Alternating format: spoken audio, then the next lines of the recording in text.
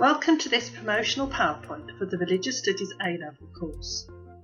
We follow the OCR specification and look at philosophy, ethics and Islam. At AS there are 3 1¼ hour papers, and at A2 there are 3 2-hour papers. All papers give students a choice of questions. Our students over the years have achieved excellent results, gaining places at universities such as Birmingham, Manchester and Leeds. Religious Studies A-Level is also regarded as a facilitating A-Level. It is highly valued by both university admissions and employers. As you can see, a lot of topics are covered, far too many for me to discuss in this session. So we decided to ask our Year 13 students to select some topics to look at based on what they enjoyed the most, learnt the most from, and found most challenging.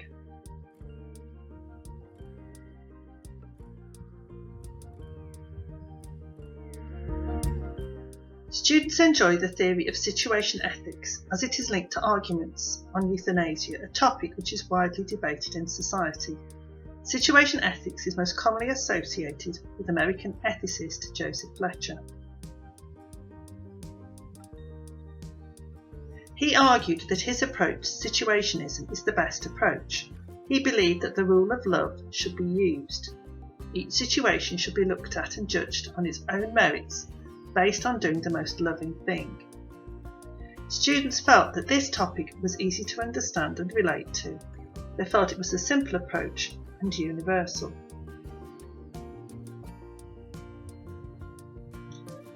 Gender equality is an A2 topic. Students learn about Jahiliyyah, the days of ignorance, the time before Islam began, and look at what life was like for women in what is now Saudi Arabia prior to Prophet Muhammad beginning to receive the revelations of the Quran. Students learn about the differing lives of 2 role models in Islam, the 2 wives of Prophet Muhammad, Khadija and Aisha. Students will study verses in the Quran linked to women and will reference academic opinion. Layla Ahmed was interested in the Jahiliyyah period. Asma Barlas looked at the spiritual equality of women. Judith Tucker studied Islamic law relating to marriage, divorce and modesty, including veiling. Key terms that are well used in this topic are patriarchy, feminism, Islamic law and culture. Students said they'd never heard about the position of women prior to Islam beginning, and it was interesting to learn about and understand what has led to women being in the position that they are now in today.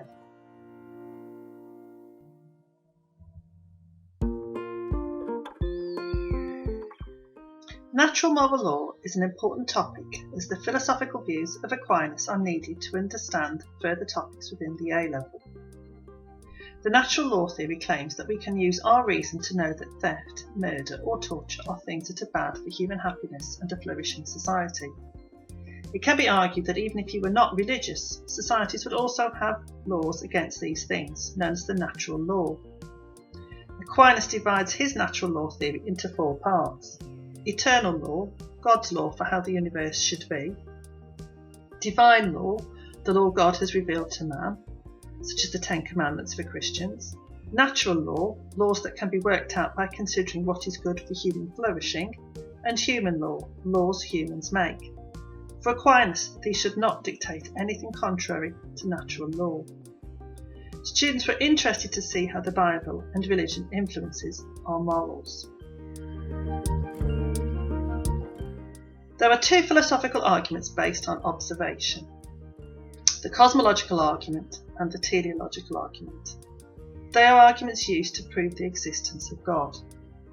Here is Thomas Aquinas again, and this is William Paley. Aquinas put forward 5 arguments, 3 of which relate to the cosmological argument and are based on observing motion, causation and contingency. He also put forward 1 teleological or design argument and uses an analogy, that of an archer directing an arrow. The most famous teleological argument is that of William Paley, and he used an analogy of a watch which he compared to our world. A philosopher called David Hume put forward a series of arguments against both theories, and it's possible to use arguments based on the ideas of Charles Darwin as well. Students found it interesting to see religious views being applied to what we can observe, and also that observation of the universe is a focus for philosophers.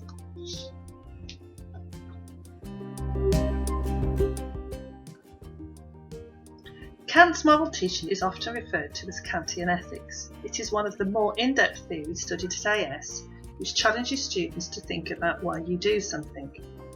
Do you complete a deed because it is the right thing to do, your duty?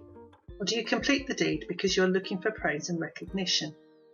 By duty, Kant means doing what we ought to do. We have a sense of obligation to perform certain actions, such as telling the truth. Kant believed it was important to have free will, so we should use our will to do good at all times. Outcomes are never clear and may be dictated by feeling rather than reason. Imagine a row of houses are on fire and your family live at the end of the road. Do you save the people closest to you or your family? Kant is firm. You must try to save the person in the nearest house. Your mother will have to wait. Why? Kant argued that the duty to save life is universal and therefore should not discriminate in favour of a loved one. Kant uses the example of the shopkeeper. Suppose a shopkeeper is honest in their dealings, never gives short change. They might do this because it is good for business, not because they want the praise and recognition for doing it. Customers would not return to a shop where they have been treated dishonestly. Therefore, the shopkeeper is doing their duty because it will lead to good results, achieving the right outcome. The good shopkeeper is honest because it is their duty.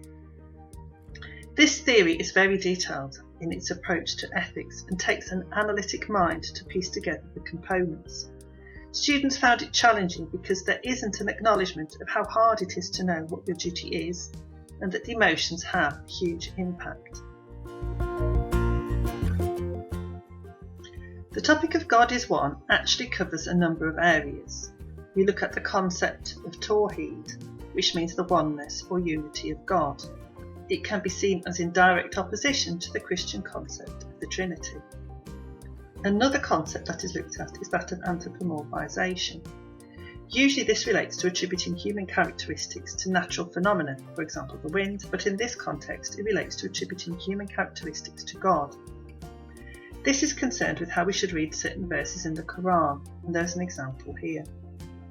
There are different religious perspectives on this.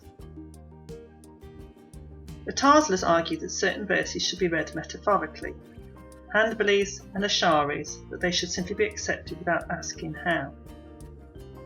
We also look at a version of the cosmological argument in this unit, the Kalam cosmological argument, which is supported by examples from mathematics, for example the paradox of Hilbert's hotel. The reason why students found this topic challenging is probably obvious, as so much is covered and the evidence and argument is quite subtle. For further information about this course, please ask either myself, Mrs. Smith or Miss Johnson-Palmer, or email us with any questions. Thank you.